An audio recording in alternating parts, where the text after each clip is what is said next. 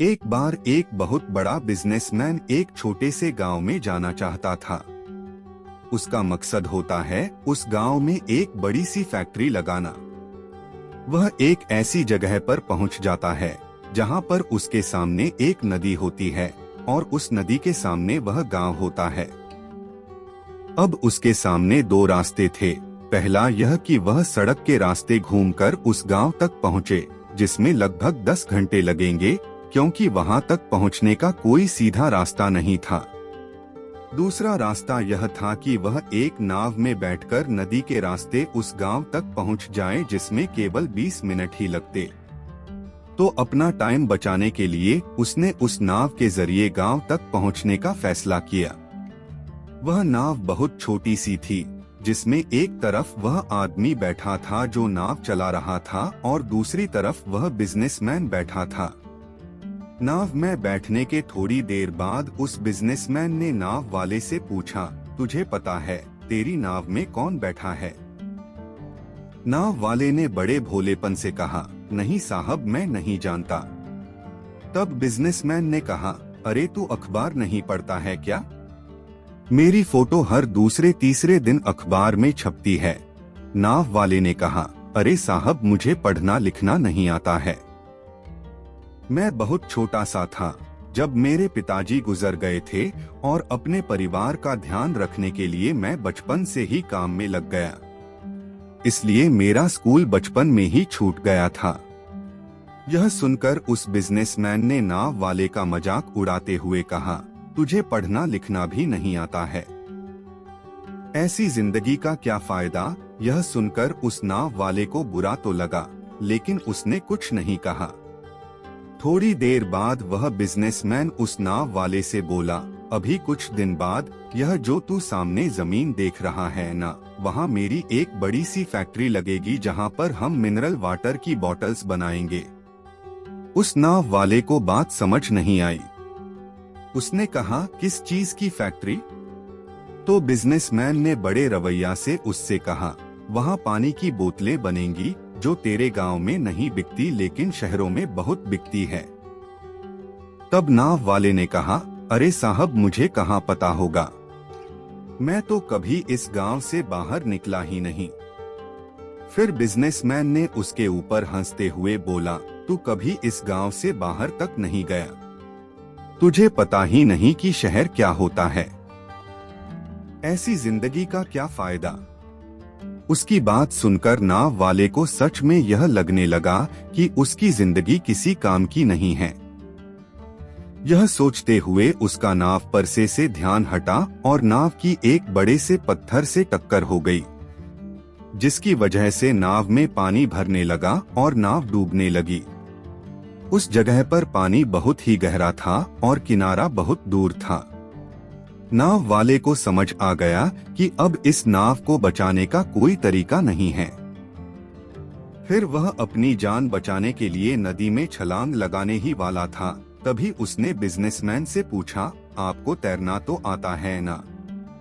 Businessman ने घबराकर पूछा, ऐसा क्यों पूछ रहे हो? मुझे तैरना नहीं आता है। उसकी यह बात सुनकर नाव वाले को हंसी आ गई और बोला, साहब, आपको तैरना तक नहीं आता, ऐसी जिंदगी का क्या फायदा? यह सुनकर उस बिजनेसमैन को अपनी गलती का एहसास हुआ और हाथ जोड़कर उसने नाव वाले से कहा, तुम जो मांगोगे मैं तुम्हें वह दूंगा, बस मेरी जान बचा लो। उस नाव वाले ने कहा, अरे साहब, घबराओ नहीं, मुझे सिर्फ तैरना ही नहीं आता है बल्कि डूबते हुए लोगों को बचाना भी आता है। आप मुझे कसकर पकड़ लो, मैं आपको कुछ नहीं होने दूंगा। और फिर उस नाव वाले ने न सिर्फ अपनी बल्कि उस बिजनेसमैन की भी जान बचाई। तो हमें इस कहानी से एक बहुत बड़ी सीख मिलती है कि जिंदगी में कभी किसी का मजाक नहीं उड़ानी चाहिए या अपने से कम नहीं समझना चाहिए, क्योंकि हमें नहीं पता कि कब, कहां और कैसे किसकी जरूरत पड़ जाए। एक समय की बात है, एक छोटे से गांव में रवि नाम का एक दूधवाला रहता था। वह अपने लालची स्वभाव के लिए जाना जाता था। उसके पास एक गाय थी जो पूरे गांव में सबसे स्वादिष्ट और अधिक मात्रा में दूध देती थी। हर सुबह वह दूध निकालता और गांव के लोगों तक पहुंचाता था।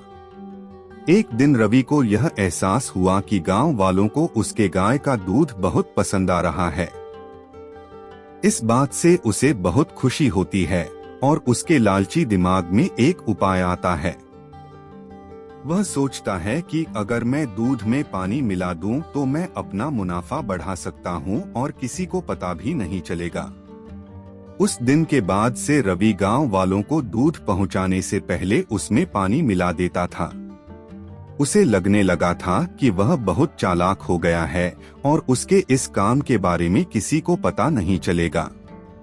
गांव वालों को दूध के स्वाद में बदलाव नजर आता है क्योंकि उसका स्वाद अब पहले जैसा नहीं था।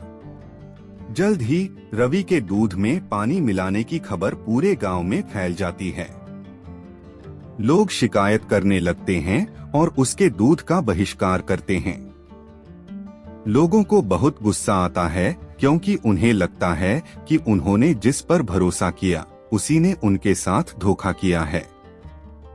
रवि के गलत काम की वजह से उसका धंधा नीचे गिरने लगता है। उसे अपनी गलती का एहसास होता है, लेकिन अब बहुत देर हो चुकी थी। उसकी गांव वालों की नजर में जो इज्जत थी वह खत्म हो चुकी थी। गांव वाले अब उस पर भरोसा नहीं कर सकते थे और उसका दूध लेने से मना करने लगे। अपने किए पर शर्मिंदा होकर रवि ने फैसला किया कि वह अपने काम करने का तरीका बदलेगा। उसने कसम खा ली कि वह एक ईमानदार व्यापारी बनेगा और गांव वालों का भरोसा वापस जीतेगा। रवि ने फिर से गांव वालों को शुद्ध और बिना मिलावट का दूध देना शुरू कर दिया। धीरे धीरे गांव वालों को रवि के काम करने के तरीके में बदलाव नजर आया और उसकी तारीफ करने लगे।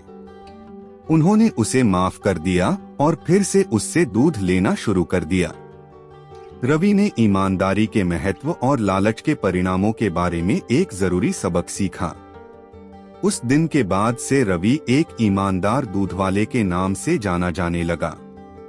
उसे उसकी खोई हुई इज्जत और गांव वालों का भरोसा वापस मिल गया। उसका धंधा फिर से चलने लगा। उसे समझ आ गया कि असली सफलता ईमानदार होने और ईमानदारी से दूसरों की सेवा करने से आती है। लालच से अस्थायी लाभ हो सकता है, लेकिन यह अंततः भरोसे को खत्म कर देता है।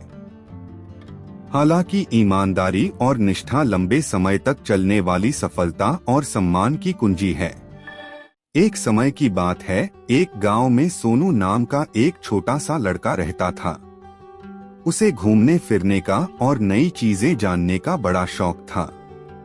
एक दिन जब वह जंगल में घूम रहा था तो उसे एक संतरे का जादुई पेड़ दिखाई देता है। वह पेड़ बाकी पेड़ों से बिल्कुल अलग दिख रहा था। जब सोनू एक संतरे को चखता है तो उसे अपने अंदर भरपूर ऊर्जा महसूस होती है और उसका दिमाग पहले से बहुत तेज हो जाता है।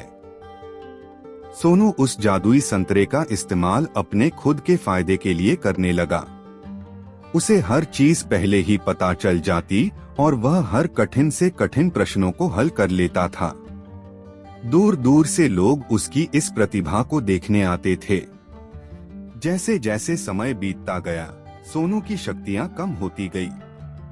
पेड़ पर संतरों की चमक भी कम हो रही थी और धीरे धीरे उनकी भी शक्तियां खत्म होने लगी थी।